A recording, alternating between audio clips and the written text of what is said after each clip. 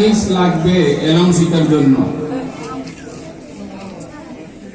একটা হচ্ছে জকাউন মেধা থাকতে হবে, জকাউন মেধা শক্তি থাকতে হবে।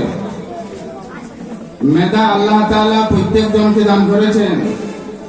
মেধা হচ্ছে ছুরির মতো। ছুরি যদি তুমি না কাটিয়ে ফেলে রাখো, ছুরি কাজ করবে না। ছুরি এটাকে জাঙ্গারে ধরবে, শেষ করে দেবে, ছুরি কাটবে না। সেই জন্য আলী রাদিয়াল্লাহু তাআলা আনহু বলেন, জাকাউন মেধা শক্তিকে কাজে লাগাইতে হবে। আমার ভাই তিন পৃষ্ঠা সবক দিতেছে, আমি কেন পারবো না? সেইটার জন্য চেষ্টা করতে হবে। জাকাউন মেধা শক্তি লাগবে।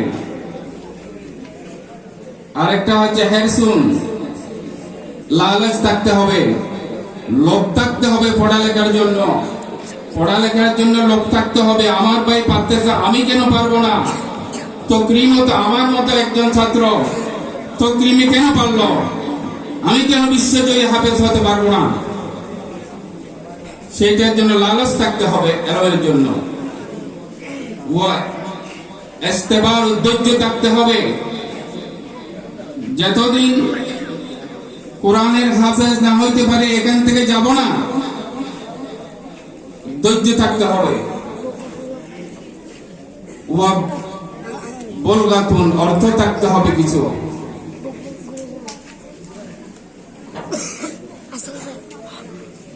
আরেকটা হচ্ছে 5 নম্বর হচ্ছে ইরশাদ উস্তাজি। উস্তাদের শিক্ষকের আদেশ নিষেধ মেনে চলতে হবে। শিক্ষকের আদেশ নিষেধ মেনে চলতে হবে। শিক্ষক যদি বাড়ি একটা দেয়, যাইয়া মাদ্রাসা থেকে চলে যায়,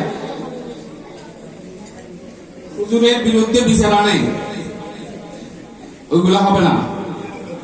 উস্তাদের শিক্ষকের আদেশ নিষেধ মানতে হবে, শিক্ষককে মেনে চলতে হবে। তুলু জমানি, যতদিন লাগে, সময় যতদিন লাগে এতদিন পড়া পড়ব, কোরআনে হাফেজ হব ইনশাআল্লাহ। এইটা আলী রাদিয়াল্লাহু তাআলা আনহু বলেছেন। এই 6টা জিনিস যদি না থাকে, সেও কোনদিন পড়ালেখা করতে পারবে না।